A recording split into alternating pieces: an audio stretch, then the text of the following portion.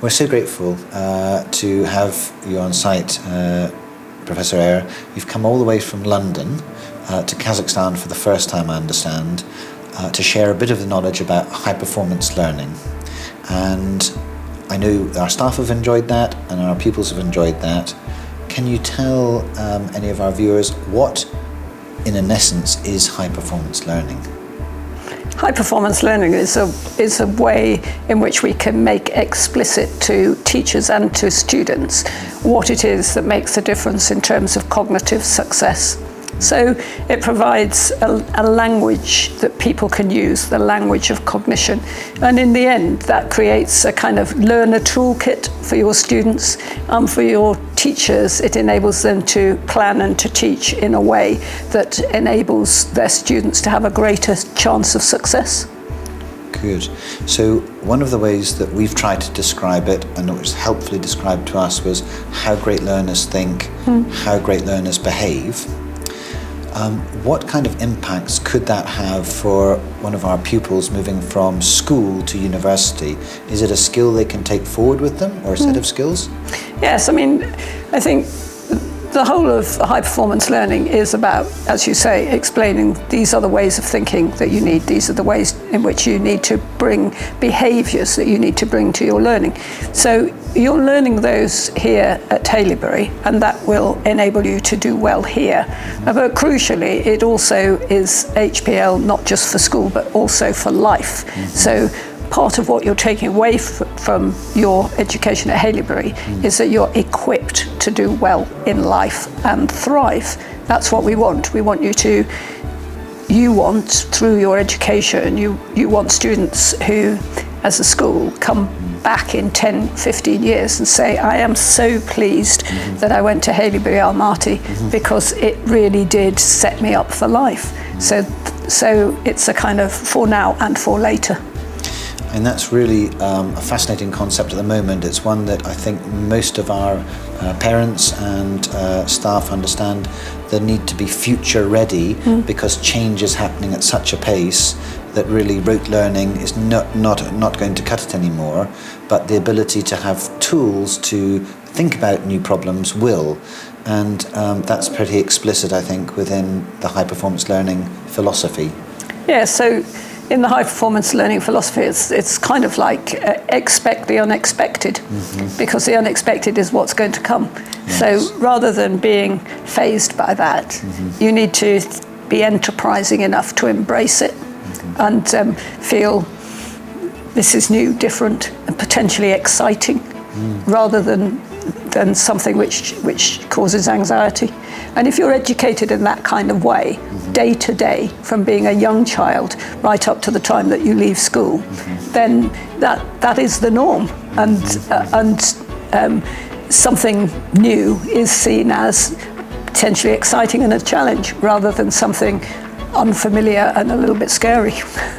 And I think that's really important. We've been trying to get over the importance of learning to try and not to be afraid of failing in the attempt of trying. Could you share with us a little bit, maybe just a very compressed bit, of the journey that high-performance learning has evolved from, maybe over the last 40 years, as it were?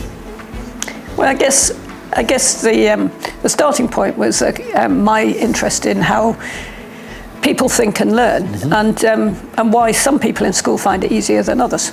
And that led me on a whole lifetime career of researching into how the most successful people think and learn. And I think what we've done is we've reached a state of play now that we understand that journey. But one of the and therefore we need to make that journey explicit. And that's part of what high performance learning does, is it says these are the things that make the difference, and we can be clear about what they are, and we can help people to learn to master them. But I think one of the other big step changes on that journey has been the growing realization about human capability, which means that journey isn't restricted to a small number of people. The brain's exquisitely plastic. Neuroplasticity is proving that we can develop people's brains, and fast. So it means that we can expect to take that journey with really large numbers of students, maybe everyone, who knows. But it's a much more optimistic pattern for education than we had in the past. So if you couple the expectation that everyone can with these are the things that you need to do in order to get there, that's quite a magic formula.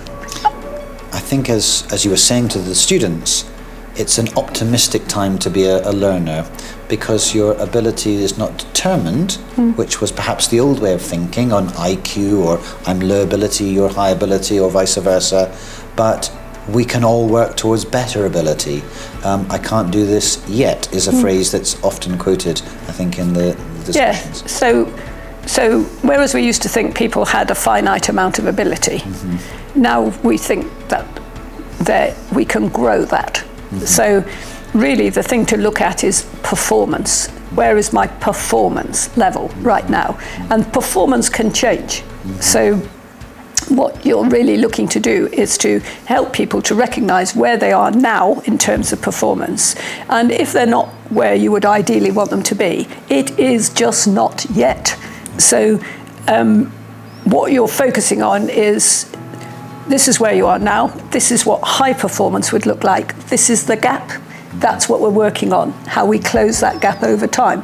And I think it is much more optimistic for students to be in that environment, and it also encourages particular kinds of behaviours where they're not so concerned if they get something wrong, so they'll take more risks.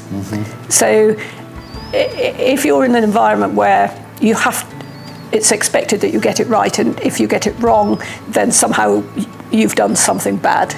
That's not a healthy place to be from a learning perspective.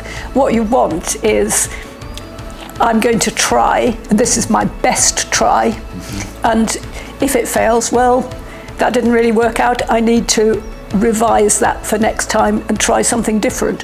But that ability to try is crucial to getting to the kind of success we're talking about, because if you become nervous and close down and won't do it unless you're sure you're right, it just limits what you're ever able to do. So important, especially I think in the secondary school where people are more conscious. We talked a bit about this with parents, the high performance learning values, the 8 attitudes and values, and I think if anyone's interested, the best place to find out more about this is on the Haileybury Almaty website, where you can look and see some videos about these characteristics. Is there maybe one piece of advice that you would leave the students with at the end of your visit? Is there anything that perhaps we'd condense down to say, this is the one most important thing I would encourage you all with? I think what I'd say is you need to believe in yourself. You need to believe that you have it within yourself to do whatever it is you've chosen to do, because your school believes in you, your parents believe in you. The only thing that would hold you back, you've been equipped to do it. The only thing that might hold you back is your own belief. So part of the single thing I would say is, if you believe you can do it, you probably will do it.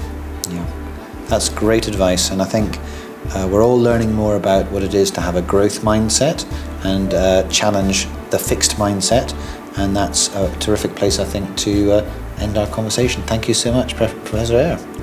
Thank you. It's a pleasure to be here.